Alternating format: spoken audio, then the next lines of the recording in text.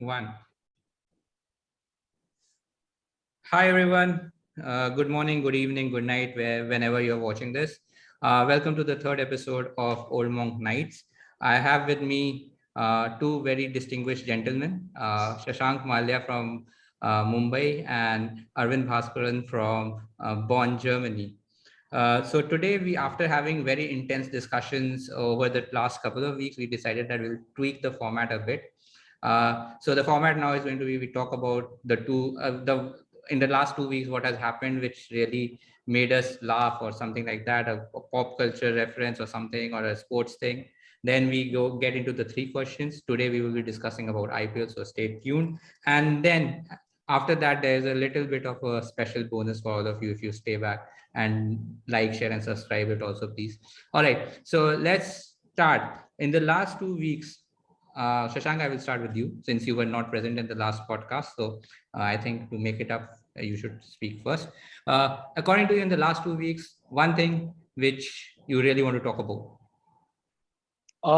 I think for me it was I know I'm not sure how many of you guys have heard about it, but there was the biggest esports tournament that happened. So there's this game called Dota 2, and there was the tournament called International. It's an annual thing. It's a crowd-funded tournament, and the prize pool this year was 40 million US dollars. Most of it all crowd-funded. So the main company puts in, like Valve, who is the creator of the game, puts in 1 million, and the rest of the money comes in from people actually buying the merch and contributing to the prize pool. So it's a very intense game. If you guys do not know about it, extremely complicated. Do check it out if you want to. If you want to know what it's like, watch this documentary called Free to Play, which should be available, I think, on YouTube and a lot of other platforms. Do check it out. So if somebody wants to check out Dota, is there a website which they can go to, or Oh is yeah, it yeah, just a yeah. documentary? So it's a free to play game, so you don't have to pay for it. Anyone can just start playing it. It's one of the more complex games out there. It's like playing chess and soccer at the same time.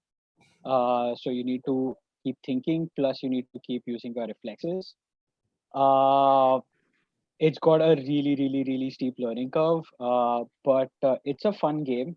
There is a website out there which will give you a brief idea about it, and there are like hundreds of tutorials. I would recommend start off with the documentary Free to Play though if you are interested. Um, And it's an RPG, right? it's a different genre altogether. It's a genre called MOBA. Games like League of Legends also falls into it. It is the genre stands for multiplayer battle arena. I just the Okay. name. So basically, But you yeah, form teams and fight against each other, is it? it's a 5 versus 5 game. Your objective is to kind of end the enemy base, and games typically last between 30 minutes to an hour. So yeah, Hmm. pretty intense though. Yeah. So you had good fun watching. Oh yeah, it was crazy. The underdog one. You always like underdog stories, Yeah. like a team that no one had heard of or no one ever could imagine beat like the absolute fan favorite who dominated the scene for the last 1 year. So it was like a dream run for them. Yeah. Nice, nice. That's great. Okay, so moving on. Ari.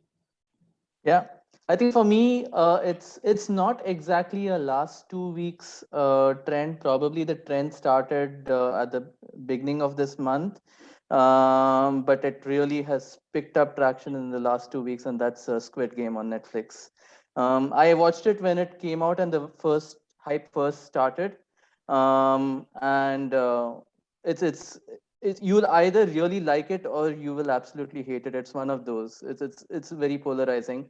um, for those of you who haven't seen it, it's basically Hunger Games meets Parasite in a way. You can say if you've seen both those movies.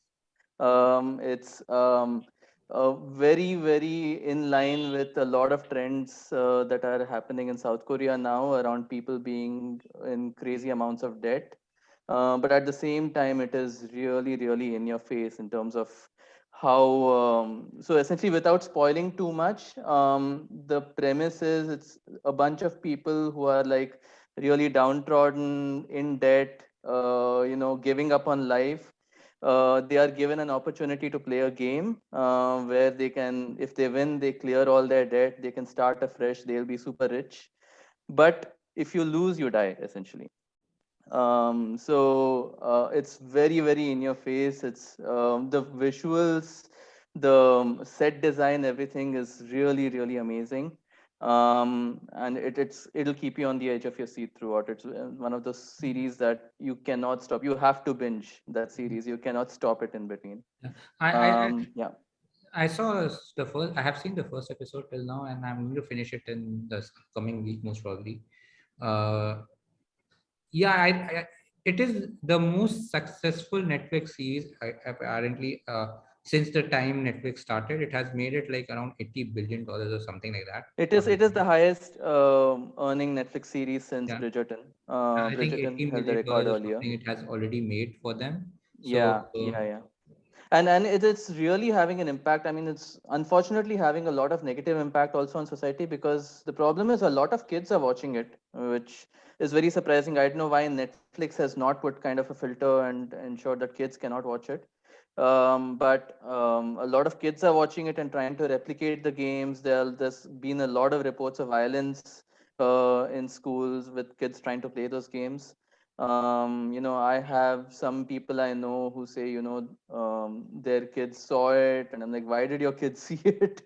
So it's not, definitely not for kids. So please make sure your kids, if, and by kids I mean even like 12, 13 year olds, not just 5, 6 year olds. 12, 13 year olds should not watch this. It's very, very dark.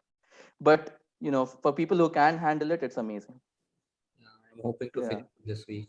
The first episode was really good. Like, I mean, I don't want to spoil anything. Anyways, moving on.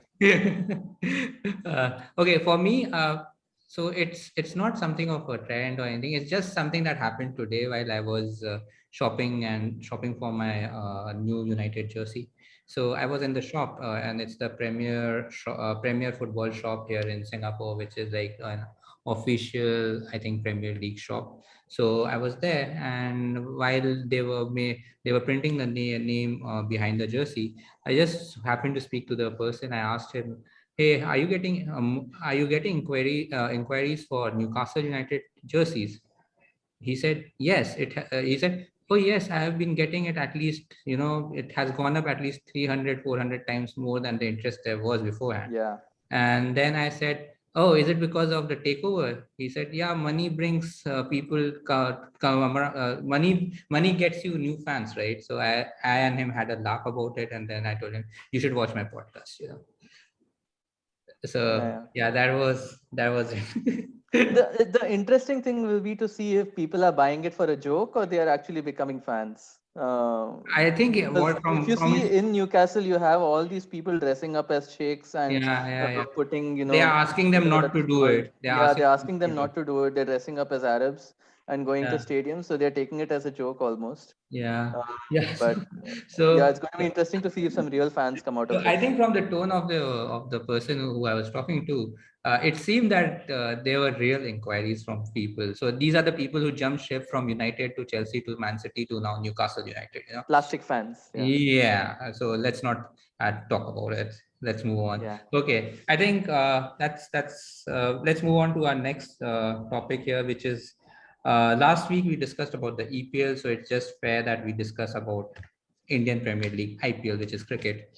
So all of us have been watching IPL on and off through the years since it started way back in, I don't know, 2008 maybe. Sometime during engineering last year, that's 2008. Yeah. So it started during that time. It's been going strong. There have been hiccups here and there. Like this season, there was a mid-season break because of the pandemic. But anyways, we are not going to discuss the season. We are not going to discuss any teams. It's going to be very generic because we want to make it as engaging as possible for everyone. So the first question I think all three can discuss, and maybe Arvind, you can start us off on this. The first one is, through these years, right? Not just the last year, through all these years since 2008, what's your one most favorite memory of IPL? Okay. Wow, it's hard to pick out. I think if you asked me this question, maybe 7, 8 years back, I would say Mumbai finally winning the title when they did. But now they've done it so often that it's not really, I mean, they are pretty much the front runners in every season to win it. They are the United of Uh, IPL. yeah. But I think still, the first time they won it, and they had to come from behind to win the title. I think that was quite amazing.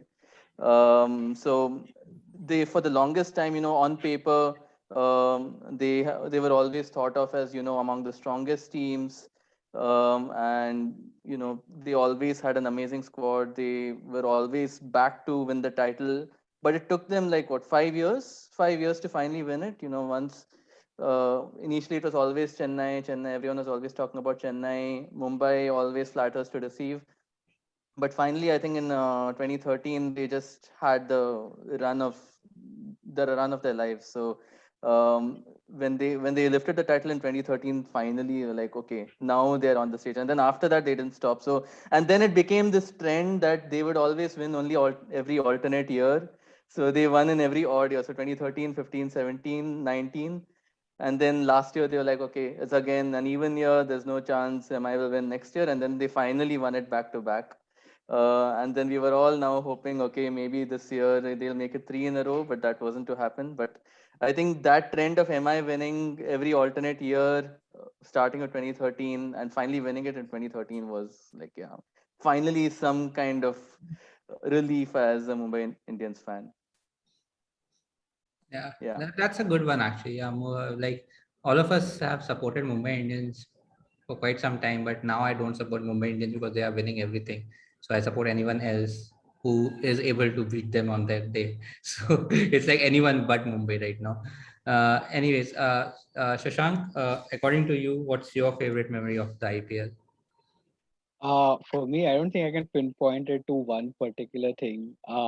I mean, definitely Mumbai winning the first time was a really good one, but I think the fondest memories that I have of IPL is back in my college days when we were in the hostel and we had people from all over the country watching those games together, and it was actually so much more fun because you would get people who would literally support every single team. Like right now, sitting in Bombay, most of the people support just one or max two or three teams, but you will hardly get the diversity. Like we would have people crazily supporting Delhi, plus people crazily supporting Punjab, and like every team out there. And it was like the fun was way more when you had everyone trying to back their own team, and it was far more intense. So I think my fondest memory is back then, like watching it with fans from every single, like diehard fans from every single team. I remember Delhi fans getting a Delhi flag and wrapping it around them and watching it in front of like a small TV in the common room. Like, that crazy. So yeah. That's a great memory. I guess. I mean, I had the same experience when I was in YMCA. Like people used to support Rajasthan. There was this one Rajasthani guy who supported Rajasthan throughout the tournament, and they won. And oh my God, we did not hear the end of it for like 2 months after that. So yeah. Anyways, okay. Coming to myself, I think for me, the fondest, I will talk about my fondest memory quickly, but for me, the fondest thing about the IPL was going to the stadiums and actually watching the match in person. That sort of an experience for the cheap tickets which we could get at that point of time was something really different. Uh, my fondest memory was standing outside the Wankhede while waiting for one of our friends while Mumbai versus Rajasthan went on. Then Arvind being the nice guy, volunteering to stay outside waiting for that guy till the rest of us went in and got the seats. I think they missed the first 6 overs if I remember correctly. And as soon as they came, Sachin got out, Yeah. and and then Arvind was hitting that friend of ours. Because of you, this has all happened. I could not even watch the first 6 overs.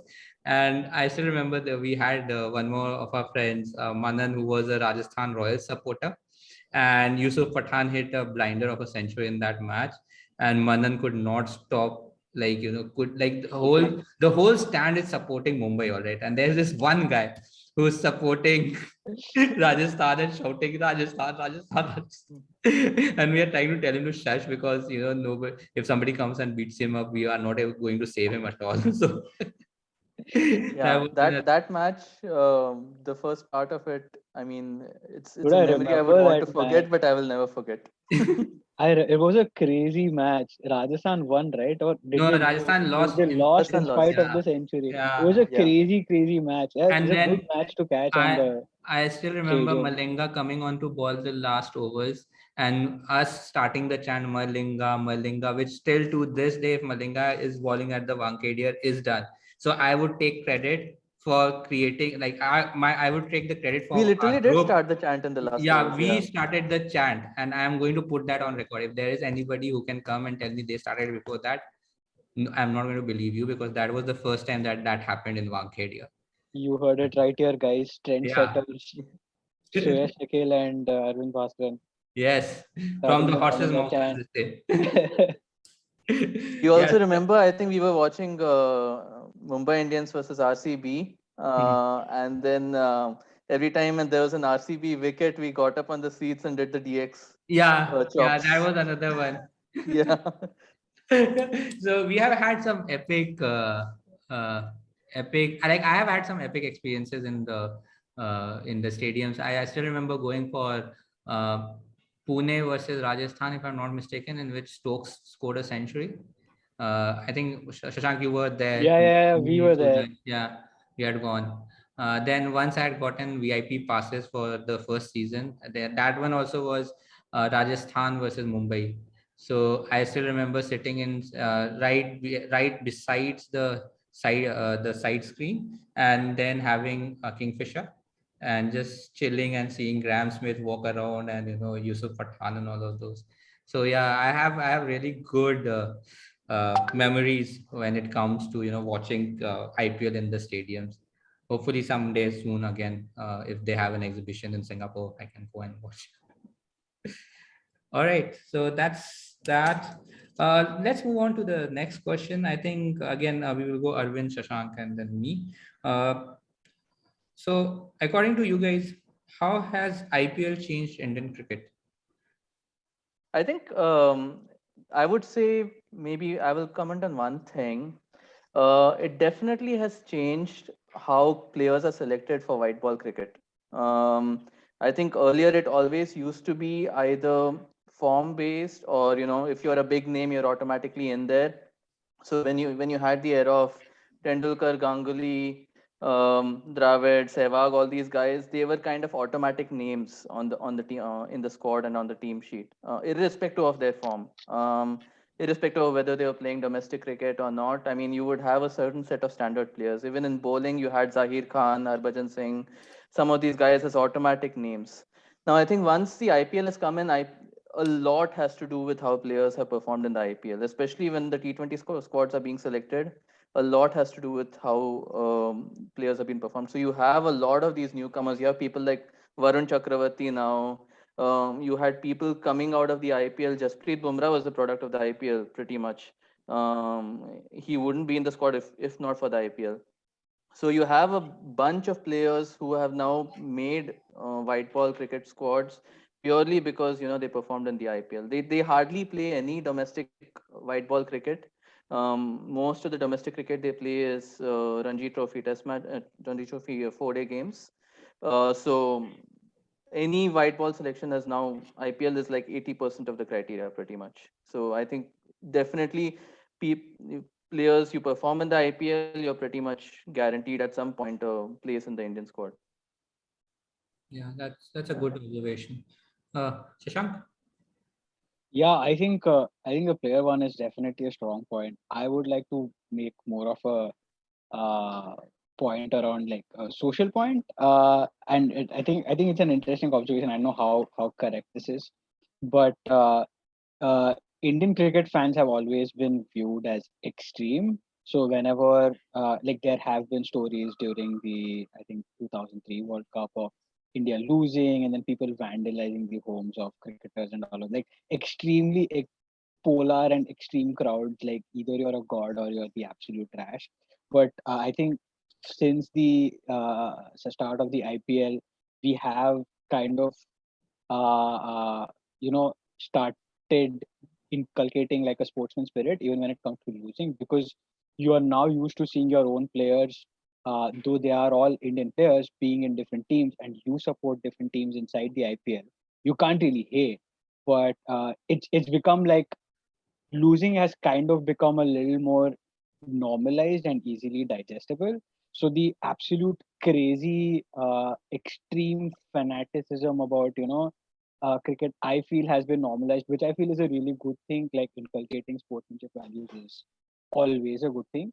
Also, seeing players from other countries come and perform has also, I feel, kind of uh, inculcated a sense of fondness for those other teams as well, be it West Indies, be it South Africa, Australia, any of those teams. Like there would be a time where, we absolutely hate on teams, but now we've been far more accepting. So I find that to be very interesting, and I don't really think that it is something that people expected or had a vision around this, but I think it just happened as it went on.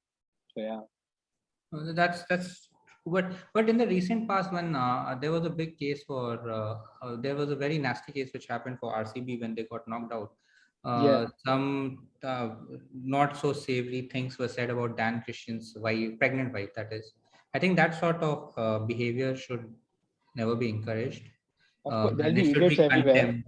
Yeah, there will always be a extremist kind of a pocket of fans who will do such things. But yeah, what you're saying is completely correct. That earlier the fans were too extreme. Nowadays it's much more Little they more are much more mellow. into, okay, fine, if they want their team to fight, it's okay if they lose at the end of the day. So I think that transition has sort of happened for most of us, but there is still a small pocket of fans, I would say, who are just not willing to give up that way of thinking and all of that, because Yeah. at the end of the day, one bad day in office doesn't make you a bad performer, so to say, right? So anyways. I think the way the fans express themselves has changed over the last 10, 15 years. So earlier you had a group of fans burning effigies of players and, like, yeah, as you said, vandalizing their homes and stuff. Now the same people just shut them down on social media, troll them and abuse them and things like that. So it's all virtual now. All the Yeah.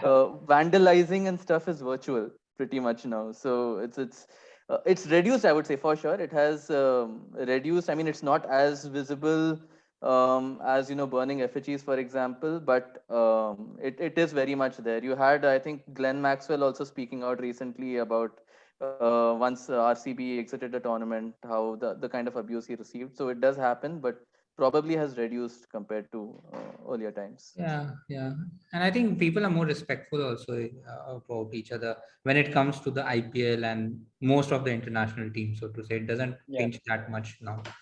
But yeah, speaking from personal experience, that is. Okay, all right. How has IPL changed Indian cricket? Okay, for me, it is, well, obviously there is the whole thing of giving players who you wouldn't have looked at twice a chance to perform and get into the Indian side.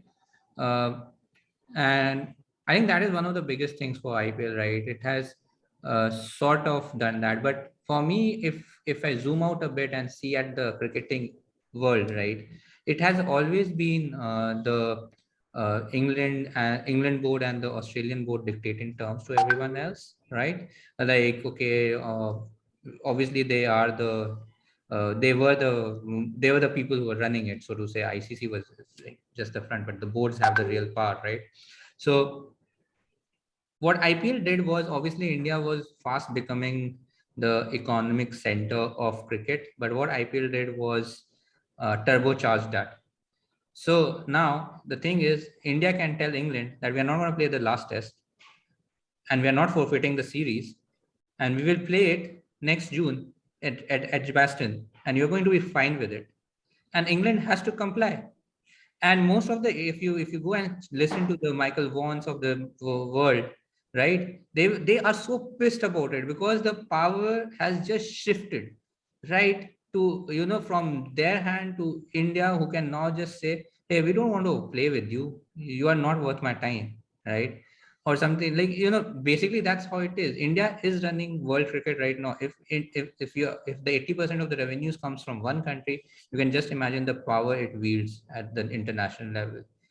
And that is what I think IPL has. That is how IPL has changed Indian cricket. It has made Indian cricket more strong in the terms of they now back their players up, no matter what. Uh, in 2007-8, I think on the Australian tour when the whole Bhaji incident happened, it was as if Australians were trying to just bay for blood, and the board stood by them, but they did not have the, I think, the financial clout at that point of time, just saying that, listen, this is not going to happen. This time around when we were in Australia, there was a very interesting thing which happened, was that they wanted to play the last test uh, at the GABA, and they were saying no, no. There was some confusion and all, and the Indian board just said, "Listen, this is the itinerary. You stick to it, or we pull out." And the Australian board had to back down. So yes, so basically now, because of IPL, and all the players in the world want to come and play for in the IPL, because it's obviously the richest cricketing league, and no one dares to say anything much on the field. Also now to Indians, it's more the Indians sledging the other side, which is very It has weird. actually done a complete 180 almost. I think India has gone from being almost bullied to pretty much Yeah, bullying other boards Yeah, now in a yeah. way not with cool, the but financial might they have. Yeah, it's not cool. I'm not saying it's cool, but then now it's people are like, the players think twice before abusing Indians on the field. It wasn't yeah, that in like the late 90s or the early 2000s, where I still remember it was Australia was touring India. Dravid pulled one towards the leg side. Michael Slater grasped the catch. He still came and abused Dravid by poking his finger into his grill of the helmet. So things like these have happened, but now they will think twice, thrice before doing of something course. like that, right? So yeah, so that's for me how IPL has changed India cricket. It has given the Indian cricketing board the power to stand up for itself, and not get dictated by anyone else in the world right now. Yeah. Yeah. All right, moving on to the last question for this one. If one thing that could be changed for about the IPL, what would you guys change? Ari? That's an interesting one. I think right now, when you look at, yes, you have loyalty towards certain franchises. We are, of course, all Mumbai Indian supporters. A lot has to do with the fact that we have lived a lot of our life in Mumbai. But I still think there is not really that much of a connection. If you compare it to the Premier League, the English Premier League, there is, you don't see the teams rooted in the cities as much right now. It is just, I mean, Mumbai, Chennai and all, these are just names given to a certain franchise. The players are not from necessarily from those cities. The owners are not from necessarily from those cities. Some are, some are not. So there doesn't seem to be as much of a connection to the city as, in some of the football leagues around the world.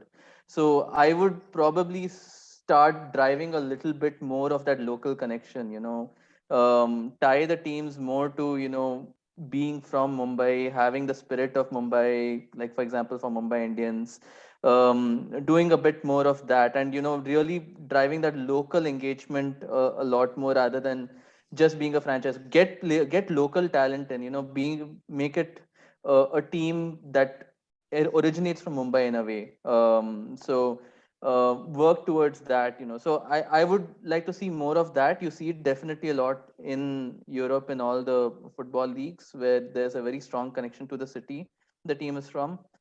I think that is the next level the IPL has to take to, take the next step towards engaging fans better and generating more loyalty. Right now, it is anyone can become a fan of anything. I mean, within India itself. Of course, outside India, you would have that, but within India, anyone can become a fan of any team.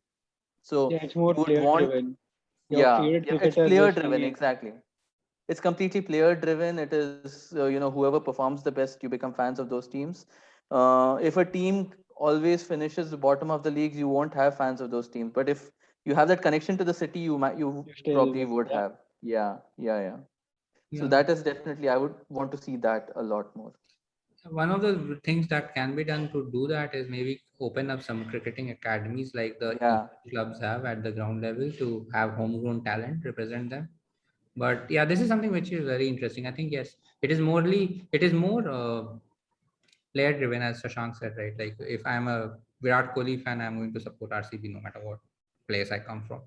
So yeah, I think that is something which should be changed. I think that would actually have more loyal fans in the future, which can sustain the league in the long run. Yep, Yeah. definitely. Okay, Shashank, what about you?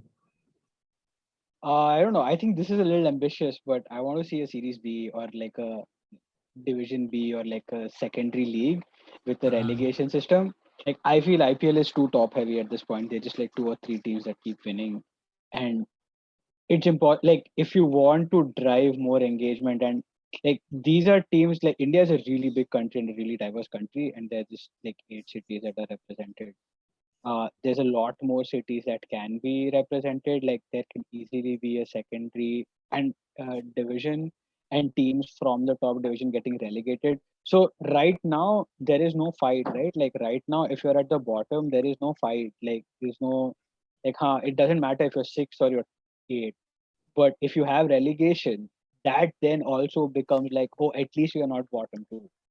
So it adds that sense of flavor, and it also gives an opportunity for like an underdog story. Like a Leicester story can never happen in IPL. They're just eight Yeah. teams and that's it, right? But imagine if it opens up like another 12 teams come in and there's like 10 teams in Division 1 or 8 teams in Division 1 and like 8 teams in Division 2. You suddenly have this scope for like a Ranchi City to, maybe win the league at some point. Yeah. They're So already expanding. They're already getting one more team, and so they no, no, clearly want to go down the route. it's two more teams which they are Two more getting teams, exactly. '23. That's true.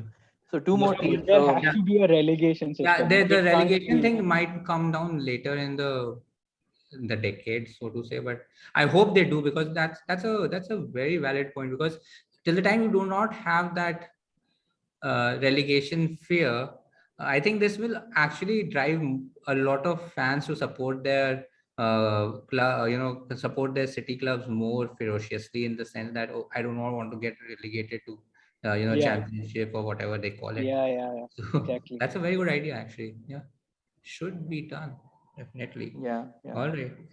Okay, for me, I think I want to go the other way. I mean, both points taken, but I do want to see something like a NBA All Stars game for IPL All Stars game. Maybe you can do it North versus South or whatever you want to do. Hmm. Doesn't really matter. But then pick two teams of all the best performers out there, be it Indians, be it internationals, divide them Can into kind of be two. the Super Bowl. Super Bowl. Yeah, Super Bowl. it's like the All Star game which happens in NBA after the season is over. So they have these couple of games in which players from all the best MVPs of all the teams come together and they play a 5-on-5. So something like that can happen for IPL also, and I think it will be a big money maker also, because you have the best names out there who are playing, right? And Interesting. with the best coaches who are coaching them at that for that one game. It's only one game. It's just 1 3 hour slot at the end of the day, but it can have a huge impact. Maybe what you can do is, after the IPL gets over, one like a week after that, you have this All Stars game and just wrap it up for the season or something like that. I don't know how it will work. Or you finish, or you have the Could All be Stars could be game before Indians the. versus foreigners. That will be like India versus rest of the world, right? It's not fun. It's been done before, right? Fair enough. So Can what do a can north, be south, east, west, something like something that. like Yeah. that. I mean, you cannot Mix it up you a bit. divide it, like you do a general lottery, no? You take 20. Question is, if there is a team from Indore, where do you put them? No, so you do not do zone wise. You do not do zone wise. You do it like, you take the best players out of all the best performing ones. Yeah. You put it in the tumbler. You take out names for team A versus team B, kind of a thing, and you place it just 2 days before the IPL final, so that it's still within the window. And then you have the finals in the end, or something like that. Maybe Yeah. exempt the people who are going to appear in the final, but the rest of the people can make the rest of the like the two teams. For me, I think that one can be really a great game to see. It will be all fun, and good fun, and people will play it in just. And I think that relaxing game does help a lot once in a while. It can be like a fundraiser thing also. It can be a fundraiser. They can make it like a charity match, Yeah, like yeah, how they have the Community Shield in England. correct. Yeah, it They can can be make like it a charity whatever match. proceeds come in will go to some charity or something like that. So it can do some community some good also. So yeah, I think that is something which I want to see in the future whenever it can happen. Yeah. There's not enough of these fundraising matches that happen with stars, right? I mean, Yeah, They're there's a lot exactly. of already potential in that. so packed up, man. Like they hardly have time to breathe. Like IPL got over already. The Yeah. ICC tournament has started. Like Yeah. pre-COVID, it was already so crazy. They hardly got any downtime. Yeah, So that's why it has to. That match can be like if you want to do it, you can do it it could in just within be 30. all international retired players, Retired like players are playing people who only. didn't make it to their team in their teams. Yeah, or that. All Yeah, the rejects. Yeah, that can be also there. We who would will- want to see that though? They're still Yeah, cricketers. Anyone will go to see cricketers and get Of course. autographs and selfies and whatnot. yeah. Anyways, okay, so that's that. Okay, so I usually we end the podcast now after we have discussed three questions, but today we are going to give you a little bit of a bonus. Tomorrow is Super Sports Sunday, so to say. There are a few things which we are going to be watching tomorrow. So quickly we will go through our predictions and try to wrap it up in the next 5 to 7 minutes. So the first thing which is happening tomorrow and which we will make the predictions for is El Clasico, Real versus Barca. Ari, who wins? Who And the will win scoreline. is, yeah. Um, who will win will be Real Madrid. You just feel sorry for Barcelona right now in the state they are in. I actually hope they will win. I will be really happy if they do, because they are just in such a sorry state right now with the position their club is in and their manager is in, that they're literally down in the dumps. So if they do win, it will be something really cool for the Spanish league. Right now, I think the top two teams from Madrid are going to run away with it the way things are looking. So if they do win the game, it'll be something, a breath of fresh air probably, in a post Messi era for the Spanish league. So let's, yeah. So my head says 3-0 Real Madrid. My heart says 1-0 Barcelona. I mean, you took both the sides very diplomatic. Shashank? I have no idea about the Spanish league, but I'm going to go with Real Madrid based on what Arvind had said. Arvind has great convincing skills, it seems. For me, Madrid 2, Barca 1. That's pretty much it. Don't really want to get into the specifics because Arvind has explained it already pretty well. So, so anyways, moving on to the next one. Liverpool versus Manchester United. Arvind, Liverpool wins for you by how many? There was this. I want to tell one interesting story over here. So, we have this friend over here who I'm going to watch the match with tomorrow. So it's a friend who's new and born. We recently only met, and we met earlier this week. And I came to know he's a United fan, and once I came to know he's a United fan, I said, "Hey, why don't we watch the match together on Sunday?" He's like, "Yeah, sure, we can do that. I anyway wanted to see it somewhere. So who do you support?" So I'm like, "I support Liverpool." So he's like, he literally went, "Oh." He went like that. So yeah, good luck. But I think United can kind of spring a bit of a surprise because they clearly, nobody's giving them any hope right now in the match. So I think they will score a goal, but I'm going to say 3-1 Liverpool. Shashank? I have again no idea about what's going on in EPL, but Liverpool is the only team that I support, so I'm going to go Liverpool. Also, Arvind's analysis kind of seems to go in with my head versus heart here. So yeah, Liverpool. Okay. United will win 2-1. Ronaldo scores the winner in the 93rd minute of the game. Story of the season, right? Yeah. Story Yeah. of the season. Yeah. Looking at what has been happening, I will go with this prediction, this specific prediction. Good luck. All right. I remember all the matches we used to watch together No, yes. back So in. So yeah, 2008, 2009, when it was a standard that every time United play Liverpool, Nemanja Vidic will get a red card. yeah. Liverpool will then thump United after that. Whenever I've seen a United match with Arvind, me and him have watched together, be it versus Liverpool, be it versus Manchester City, whatever. United has always lost. So I've stopped watching United games with my friends. I watch it alone in in the sanctuary of my house. Do not go out. Don't do anything. Just watch it and be happy with what I am watching at alone. Do not talk to anyone about it. Do not trash talk to anyone. No, just okay, fine. This is what it is. Anyways, all right. Moving on to the T20 World Cup, India Pakistan. Arvind. Well, mocha, right? The thing I'm looking forward to in this match, or rather after this match, is which is going to be the next fan who goes like, "Zindagi badal di, jasbaat badal di," all that stuff.